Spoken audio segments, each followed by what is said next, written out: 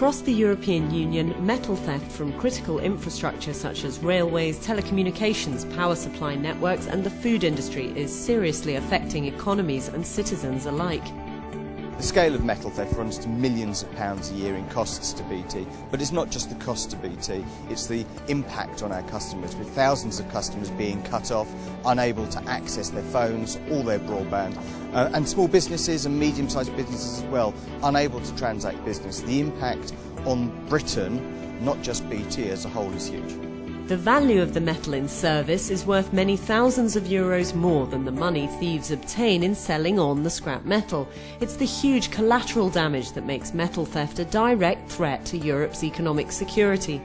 Ultimately, when we're spending an extra £4.5 million this year alone on buying extra cylinders, at some stage we'll have to consider what impact that has on our customers and in terms of energy prices, because while we're not passing on these costs to our consumers at the moment, if we're unable to control metal theft, and we're doing a lot to try that, at some stage the end user will be affected by higher energy costs. And there's a human cost as well. Lives have been lost and injuries have occurred as a result of metal thefts. Agriculture suffers from the effects of metal theft, with damage to irrigation systems causing crops to be lost. And personal distress is evident when thefts from religious and historic buildings, from memorials and public works of art take place. We've kind of lost count, but we've had probably about 6 or 7 lead thefts, which have ranged over the last 18 months, at least 2 professional thefts, which involved the stripping of the lead from the full length of the building. With such a huge volume of lead being taken, there was no way that we could make a suitable temporary repair, and in fact at the time that it happened there was a shortage of lead for replacement, precisely because it was in such demand, with lead theft happening all over the place. So we had a period of months where water was able to penetrate the walls quite dramatically. And it meant that the whole wall really was saturated to the point where the radiators fell off the wall. So we had to close off the heating system, which, as you can imagine, was pretty bad for the congregation. And it was pretty dire. It's that side, I think, of the theft which the thieves never take into account. I think they think it's a victimless crime, but actually it's real people who suffer. It's their church.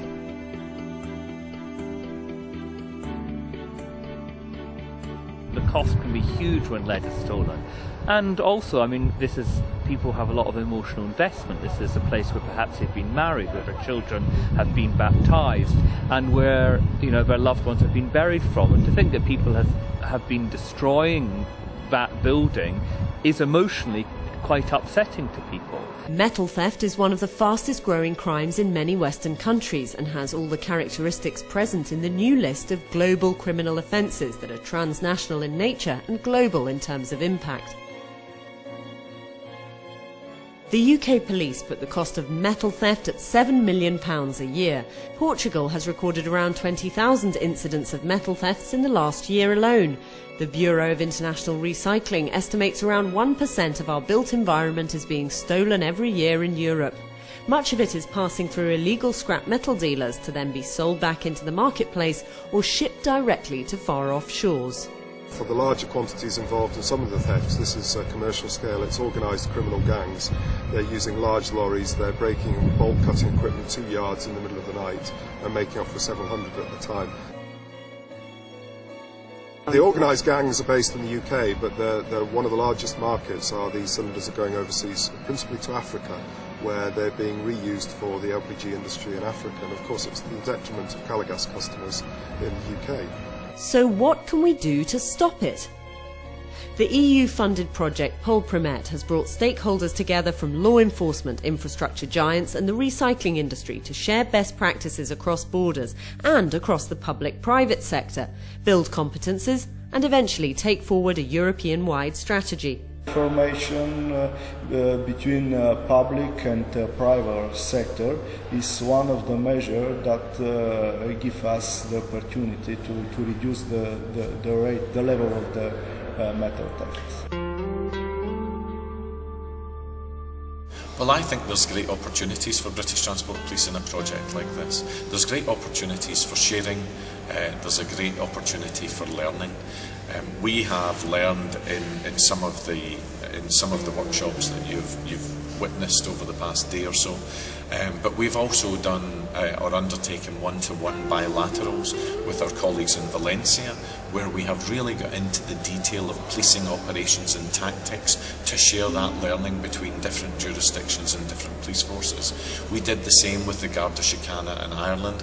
We did the same in Italy with the Guardia di Finanza, the Carabinieri, the Vatican Police, where enforcement to enforcement, where we're much more comfortable talking about tactics. Pol-PRIMETT's research and analysis, conferences and expert user groups have unravelled the different aspects of metal theft in order to come up with coherent responses and the first Europe-wide report on this relatively new phenomenon.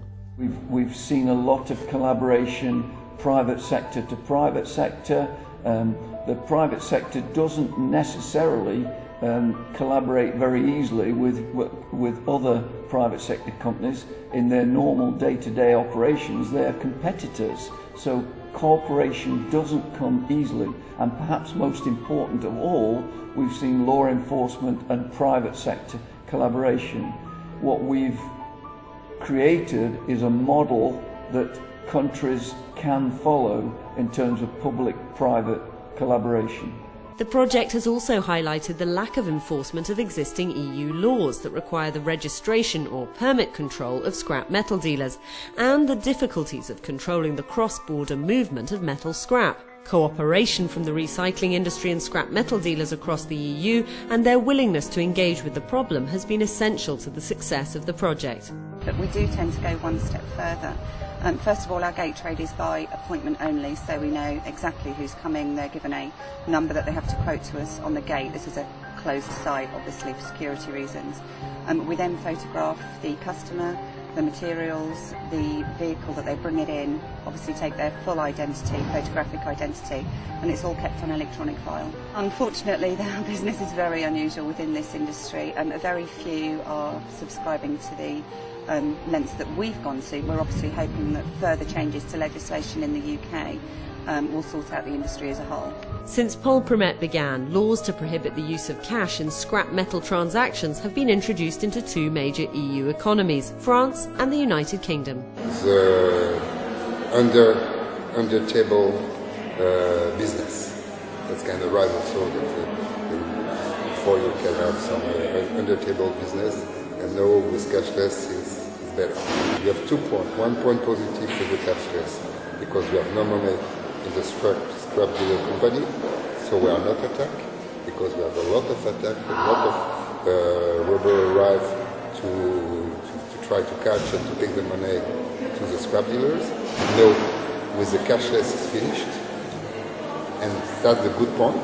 Bad point, because we have not the same rules out of France.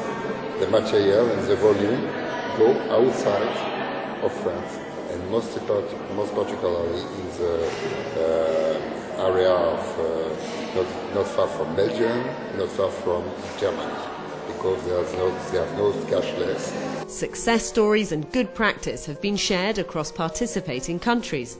The task force was established really when the UK government committed £5 million in terms of investment for police in the UK, other law enforcement agencies and partners to tackle metal theft. And we have developed and delivered a programme of work that looks to include as many partners. In fact, we've used over 40 partners. We have a number of measures within the programme against which the programme will be measured against. And one of those is to reduce crime, metal theft crime, both regionally and nationally. Today, we have seen those figures drop on average across the United Kingdom by about 48%, which is staggering. The public-private element of the project has also brought awareness about innovative ways to tackle metal theft using new technologies. This is the church in the West End of Glasgow with quite substantial lead issues where they've had thefts and things like that. What happens with the theft, they come along and they pull this out. It's really easy to pull it out. It pulls out of the chase, and this is very securely fixed, and you could take away a whole section. There we are. that piece there, it's about 1.5 meters long, I can pick that up and take it away. And I can maybe take several sections away. This is an alternative product. And it has a 30-year lifespan, and it's aluminium reinforced bitumen sheet. And this works like lead, and you can bend it and you can form the chase that you might need to put it into the chase.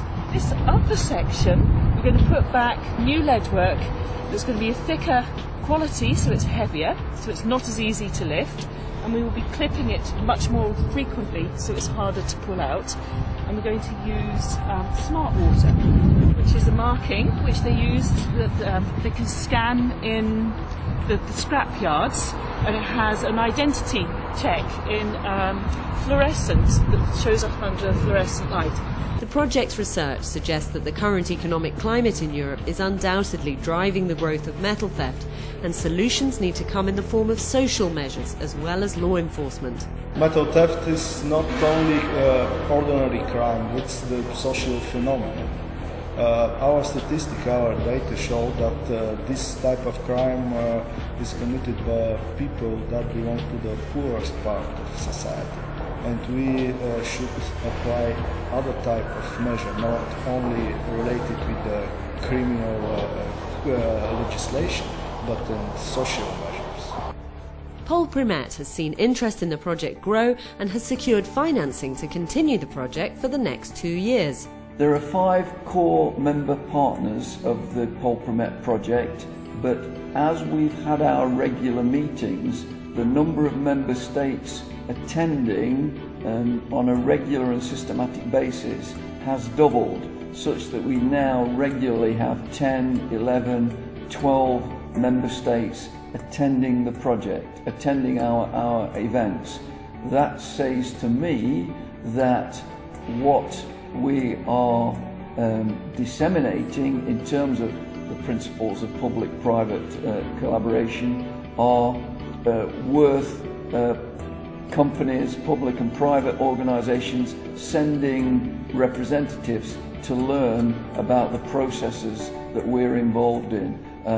Not only have the number of member states gone up, but the number of individual delegates attending. We started 3 years ago, we had around 40 delegates. We now regularly attract 80 and 90 delegates to our events, which I guess you could say people are voting with their feet. Project leaders People United Against Crime hope the project's contribution in the fight against metal theft will resonate into the future. The phenomenon of metal theft hasn't gone away. It is truly transnational. It does impact on all member states. We hope that the reports and the practices and procedures that we've developed will be well enough embedded in the states that have participated that there will be a legacy.